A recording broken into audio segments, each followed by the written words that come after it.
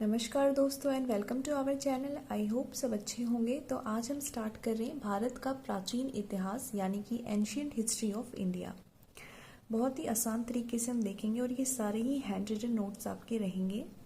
तो सबसे पहले टाइम देखते हैं कि एंशियंट हिस्ट्री ऑफ इंडिया यानी जो प्राचीन इतिहास है भारत का, उसका टाइम पीरियड यानी उसका समय क्या माना जाता है।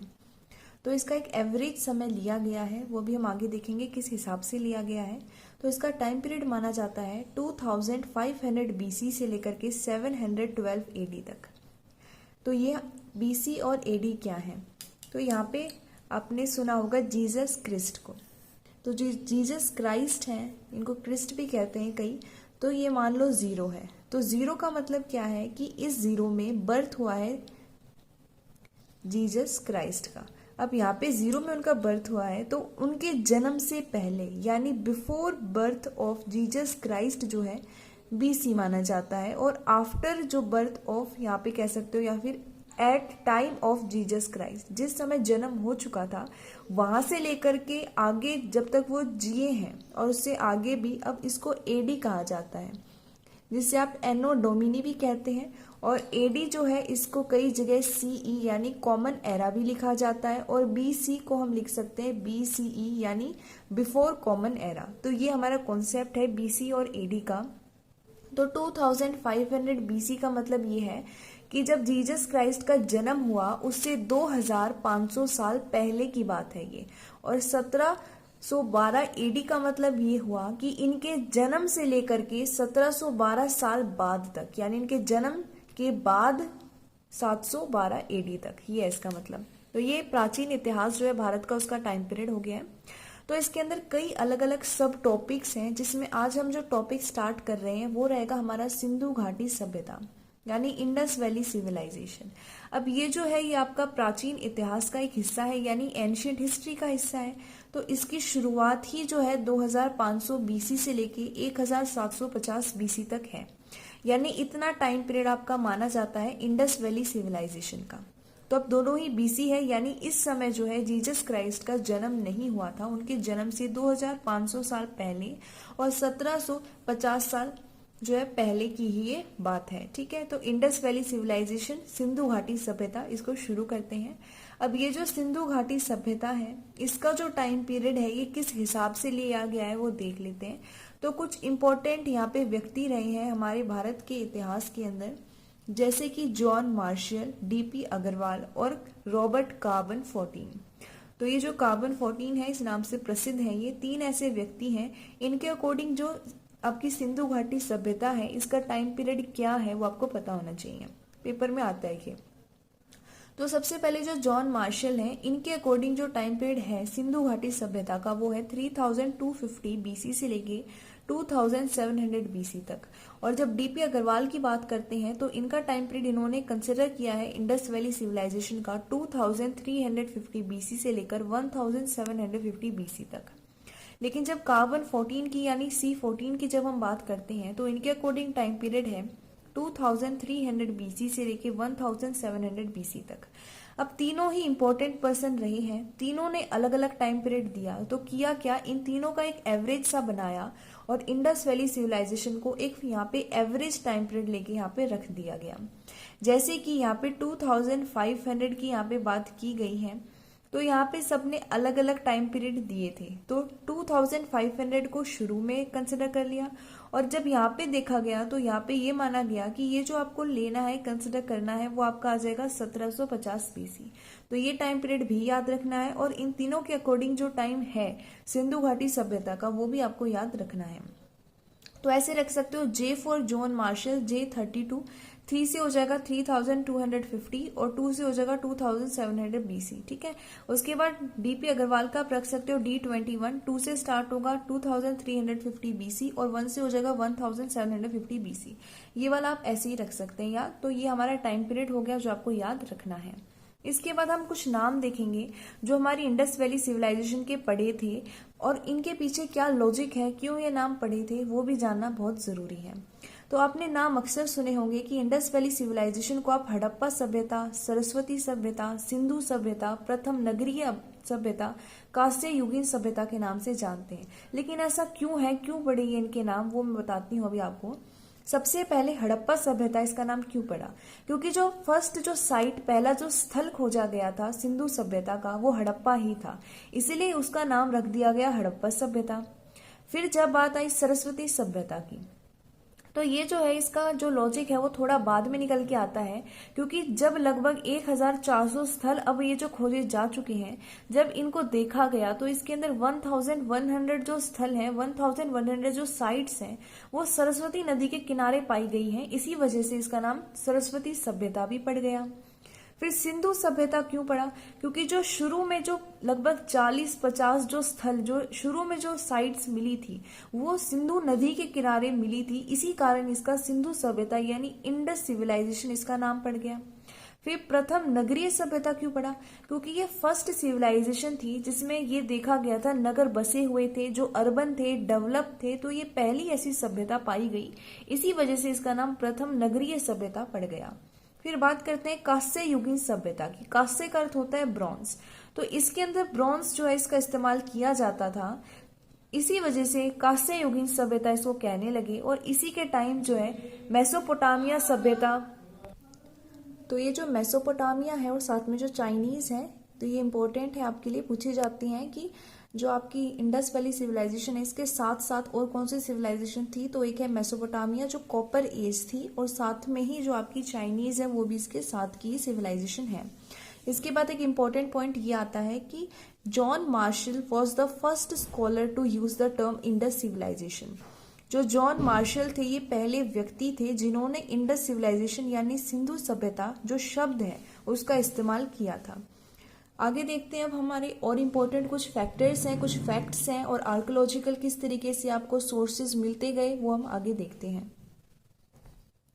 तो बात आ जाती है 1826 एडी की। इस समय एक व्यक्ति होते हैं जिनका नाम है चार्ल्स मैसन। अब ये भारत में आए हुए होते हैं। उस टाइम तो पाकिस्तान और जो इंडिया है दोनों एक ही थे। तो अब जो पाकिस्तान है इसके अंदर जो पंजाब है उस समय जो भारत के अंदर ही था, तो फिलहाल के अंदर जो पंजाब पाकिस्तान वाला है उसके अंदर चार्ल्स मैसन को एक प्राचीन मोहर मिली थी। तो इन्होंने जो गवर्नमेंट को ले जाके दिखाई भी, लेकिन उस बात को इग्नोर कर दिया गया, उस बात से रिलेटेड कोई आगे खोज नहीं चालू की गई। तो यहाँ पे शुरुआत में सबसे पहले जो प्राचीन मोहर है वो मिली थी 1826 एडी में, लेकिन इस पे कोई भी यहाँ पे कार्रवाई नहीं की गई। फिर ऐसे ही करते करते 1848 से लेके 1856 एडी की बात आ जाती है, जिस समय यहाँ पे लॉर्ड डलहौजी थे, ये ब्रिटिशर थे, इनके बारे में आपको ऑलरेडी बहुत कुछ पता होगा। इन्हीं को हम फादर ऑफ इंडियन रेलवे के नाम से जानते हैं। क्यों? क्योंकि इनके कारण 1853 में भारत में पहली ट्रेन जो है चली थी, इनॉग्रेटेड हुई थी। कहाँ से कहाँ तक चली थी क्वेश्चन आता है। बम्बई से थाने चली थी। कब चली थी? 1853 में चली थी। कहाँ से कहाँ तक चली थी? बम्बई से लेके थाने तक चली थी। और इन्होंने ही, लॉर्ड डलहौजी ने ही काम दिया था बर्टन ब्रदर्स को, जो थे जॉन एंड विलियम, इनको काम दिया था कि आपको लाहौर से लेके कराची तक क्या करनी है, पटरियां बिछानी है, एक रेल लाइन जो है उसको तैयार करना है। तो इसी काम के दौरान यहाँ पे टीले मिले थे, बहुत अलग अलग टीले मिले थे। टीले क्या होते हैं? टीले मिट्टी से बने होते हैं। वो इस तरीके के भी हो सकते हैं, वो इस तरीके पहाड़ जैसे भी हो सकते हैं, वो छोटे भी हो सकते हैं, वो बड़े भी हो सकते हैं। इस टाइप के जो यहाँ पे मिट्टी से इकट्ठे होके पहाड़ छोटे छोटे बनने लग जाते हैं, उन्हीं को टीले कहते हैं। तो यहाँ से शुरू हो जाते हैं आर्कोलॉजिकल सोर्सेज का मिलना। जैसे यहाँ पे बड़ी बड़ी ईंटें भी मिली, और ये जो ईंटें थी बहुत बड़ी थी, बहुत स्ट्रॉन्ग थी, तो इनको देख के अंदाज़ा लगाया गया ये दिखने में भी काफ़ी साल पुरानी लग रही हैं, साथ में ये इतनी बड़ी हैं, अब तो ऐसी इस डिज़ाइन की बनती नहीं है, और काफ़ी ज़्यादा स्ट्रॉन्ग भी थी। तो ये जो ईंटें थी बाद में, और ये जो टीले थे बाद में, इनका कुछ नहीं किया गया। बस किया गया जिस समय ये लोग रेल लाइन बना रहे थे, इन्होंने इन ईंटों का इस्तेमाल उसमें ही कर दिया, यानी उन्हीं के नीचे इनको दबाते गए। टीले मिले, उनको इग्नोर करते गए। यानी इन आर्कोलॉजिकल सोर्सेज का मिलना यहाँ पे हमारे जो आर्कोलॉजिकल सर्वे है इसके स्टार्ट होने से कोई लेना देना नहीं था इसका। क्यों? क्योंकि इसके ऊपर किसी ने यहाँ पे कार्रवाई की ही नहीं। फिर धीरे धीरे बात आ जाती है 1856 की। अब यहाँ से जो है हमारी जो इंडियन हिस्ट्री है, जो हमारी एंशियंट है, प्राचीन इतिहास है भारत का, यहाँ पे उसको एक फ्लो मिलता है। वो कैसे? क्योंकि यहाँ पे एक व्यक्ति होते हैं अलेक्जेंडर कनिंघम। अब इनकी वजह से ही भारत के अंदर जो है ये archaeological survey of India start होता है। क्यों? क्योंकि इनको एक एंशियंट स्टोन स्टील मिलती है, बहुत ही अच्छे से वो पॉलिश रहती है, उस पर डिजाइन बने रहते हैं। कैसे डिजाइन होते हैं? एनिमल्स जो है इनग्रेव्ड, यानी एनिमल्स के खोद खोद कर उनको डिजाइनिंग बना रखी होती है, एनिमल के शेप्स बना रखे होते हैं, बहुत ही पॉलिश रहते हैं, चमक रहे होते हैं और बहुत ही ज्यादा सुंदर होते हैं। तो ये जो अलेक्जेंडर कनिंघम है, तो इन्होंने क्या किया, इन चीजों से रिलेट करके और पिछली जो चीजें मिली थी उन सब का इस्तेमाल करके एक सर्वे स्टार्ट करने की सोची। तो इसी समय भारत के अंदर एक नया यहाँ पे बनाया गया, एक नया फैक्टर बनाया गया जिसका नाम था आर्कोलॉजिकल सर्वे ऑफ इंडिया, और इनको इसका हेड बना दिया गया। तो इन्हीं के कारण भारत के अंदर जो ये खोज है ये स्टार्ट हुई, और साथ में ही इनको सबसे पहला हेड बनाया गया एएसआई का। इसी कारण 1861 में ये हेड बने और इनको ही फादर ऑफ एएसआई के नाम से घोषित कर दिया गया। इसलिए अगर क्वेश्चन आता है who is the father of ASI, तो कौन है? अलेक्जेंडर कनिंघम है। और एएसआई जो है इसका हेडक्वार्टर कहाँ है? अब नई दिल्ली के अंदर है।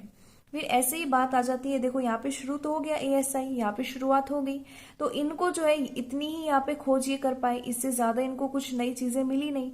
तो बात आ जाती है ऐसी 1902 से लेके 1927 एडी तक की। इस समय जो एएसआई थी ये तो स्थापित हो ही चुकी थी, लेकिन अब इसके जो हेड है ये बन जाते हैं जॉन मार्शल। अब जॉन मार्शल क्या करते हैं, 1921 के अंदर दो टीम बनाते हैं। टीम के अंदर बहुत सारे लोग थे, आप ऐसा समझ सकते हैं, जो एक टीम थी उसके लीड करते थे दयाराम साहनी जी, और दूसरी टीम को लीड करते थे राखलदास बनर्जी। अब यहीं से जो हमारी इंडस वैली सिविलाइजेशन है उसकी मेन खोज जो है वो शुरू हो जाएगी।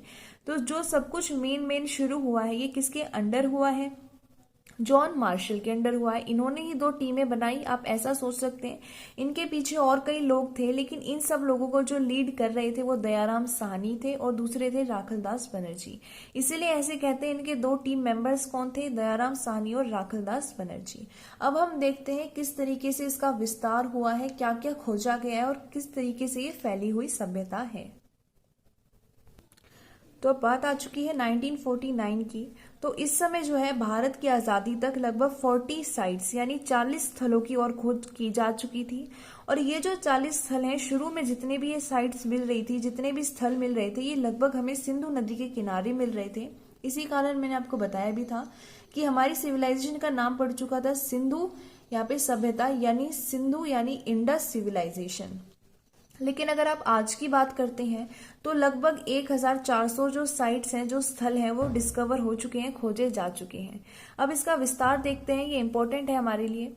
जो विस्तार है किस तरीके से ये फैली गई है, तो इंडिया के अंदर लगभग जो है 925 जो है 925 स्थल यानी साइट्स इंडस वैली सिविलाइजेशन की पाई जाती हैं, जिनमें भारत के अंदर अगर पूछी जाए कितनी साइट्स हैं तो 925 है, और इनमें सबसे ज्यादा जो स्थल हैं ये गुजरात में पाए गए हैं। अब पाकिस्तान की बात करते हैं तो इसके अंदर 475 साइट्स पाई गई हैं, और अफगानिस्तान के अंदर अब तक 2 ऐसी साइट हैं जो इंडस वैली सिविलाइजेशन की हैं। इस तरीके से इसका विस्तार जानना बहुत ज्यादा जरूरी है, क्योंकि यहाँ से क्वेश्चन बनते हैं। जैसे इस तरीके से ये नॉर्थ हो गया है, ये हमारा साउथ है, ये वेस्ट है और ये ईस्ट है। नॉर्थ को आप कहते हैं उत्तर, साउथ को कहते हैं दक्षिण, और ईस्ट को आप कहते हैं यहाँ पे हमारा पूरब, और वेस्ट को कहते हैं पश्चिम। तो अगर आप नॉर्दर्न मोस्ट की बात करते हैं, यानी ऐसा सबसे उत्तरी स्थल कौन सा है इंडस वैली सिविलाइजेशन का, तो वो मांडा है। और कहाँ पाया जाता है? जम्मू एंड कश्मीर में पाया जाता है। जब हम ईस्टर्न मोस्ट की बात करते हैं, यानी सबसे पूर्वी यहाँ पे साइट की बात करते हैं, स्थल की बात करते हैं, तो वो पाया जाता है यूपी में, और उसका नाम है आलमगीरपुर। और जब हम बात करते हैं साउदर्न मोस्ट की, यानी जो सबसे दक्षिणी स्थल है, दक्षिणी जो साइट है हमारी, वो महाराष्ट्र में पाई जाती है, जिसका नाम है दाइमाबाद। अभी ये दाइमाबाद हो चुका है, इससे पहले यहाँ पे भरत राव था जो गुजरात में पाया जाता था। और सबसे वेस्ट साइड अगर आप देखते हैं, वेस्टर्न मोस्ट साइट देखते हैं, यानी जो आपकी सबसे पश्चिमी यहाँ पे स्थल है वो है सुतकागेडोर, और ये आपका अफगानिस्तान में पाया जाता है। तो यहाँ से क्वेश्चन बनते हैं, जैसे पूछ लेंगे सबसे नॉर्दर्न मोस्ट कौन सी साइट है, तो मांडा है। सबसे ईस्टर्न मोस्ट कौन सी है? आलमगीरपुर है। सबसे साउदर्न कौन सी है? दाइमाबाद है। और सबसे वेस्टर्न कौन सी है? सुतकागेडोर है। अब इस तरीके से यहाँ पे जैसे ये फैली गई है, तो इसका टोटल जो एरिया है, टोटल इसका जो क्षेत्रफल है वो कितना है? 12,99,600 किलोमीटर स्क्वायर। तो हमारे पास ये जो है ये संख्या हमारी बहुत कम आती है, पेपर में पूछी जाती है अप्रोक्स में। तो अप्रोक्स में हमेशा आप लगाओगे 13 लाख, यानी 13 लाख जो है हमारे पास एरिया है किसका, इंडस वैली सिविलाइजेशन का। अगर क्वेश्चन आ जाए ईस्ट से वेस्ट यानी पूर्व से पश्चिम कितना एरिया घेरती है, तो 1,600 किलोमीटर। और अगर नॉर्थ से साउथ कितना एरिया घेरती है, ये उत्तर से दक्षिण, तो आ जाएगा 1,400 किलोमीटर। और अगर हम वाटर बॉर्डर की यानी जलीय सीमा की बात करते हैं, जो कोस्टल एरिया से लगा हुआ इसका बॉर्डर है, तो वो है 1,300 किलोमीटर। अभी हमने देखा इसमें लगभग 1,400 आपकी यहाँ पे साइट्स जो है वो पाई गई हैं, लेकिन उसमें से जो डेवलप्ड साइट्स हैं वो है 220। तो 220 साइट्स ऐसी हैं इंडस वैली सिविलाइजेशन की जो डेवलप थी, अच्छे से वो विकसित हो चुकी थी। अब हमें सारी तो नहीं पढ़नी, आपको मेन यहाँ पे 7 साइट पढ़नी है जिनसे क्वेश्चन आते हैं, जो मोस्ट इंपॉर्टेंट है। और इनके अलावा एक मोस्ट इंपॉर्टेंट और है जो मैं आपको बताऊंगी, क्योंकि वो भी जाननी बहुत ही ज्यादा जरूरी है। तो देखते हैं कौन सी वो साइट्स हैं हमारी। तो एक इम्पोर्टेंट पॉइंट तो ये है हमारे पास इंडस वैली सिविलाइजेशन का कि ये मातृ प्रधान थी, यानी यहाँ पे जो माँ है उसको सबसे पहले रखा जाता था। जो माँ है वही सबसे पहले पूजी जाती थी, वही यहाँ पे सबसे मेन यहाँ पे रोल प्ले करती थी। तो ये यहाँ पे मैट्रियार्कल थे। तो ये कैसी सोसाइटी थी, कैसी सिविलाइजेशन थी, यहाँ पे मातृ प्रधान थी, यानी यहाँ पे बोलते हैं इसको मैट्रियार्कल। ठीक है, तो मैट्रियार्कल थी। तो अब इम्पोर्टेंट जो साइट्स आपको पढ़नी है, महत्वपूर्ण जो स्थल पढ़ने हैं, वो है आपके हड़प्पा जो अब पाकिस्तान के अंदर है, धोलावीरा पढ़ना है जो गुजरात के अंदर है, मोहनजोदड़ो पढ़ना है जो पाकिस्तान के अंदर है, चुनंदड़ो पढ़ना है जो पाकिस्तान के अंदर है। इसके अलावा आपको लोथल पढ़ना है जो गुजरात में है, कालीबंगा जो राजस्थान के अंदर है, बनावली जो हरियाणा फतेहाबाद के अंदर है। और जो मैं आपको एक्स्ट्रा बताना चाहती हूँ वो राखी गढ़ी है। काफी कम लोग इसका जिक्र करते हैं, लेकिन ये मोस्ट इंपॉर्टेंट है मेरे अकॉर्डिंग। तो राखी गढ़ी कहाँ पे, हरियाणा में है।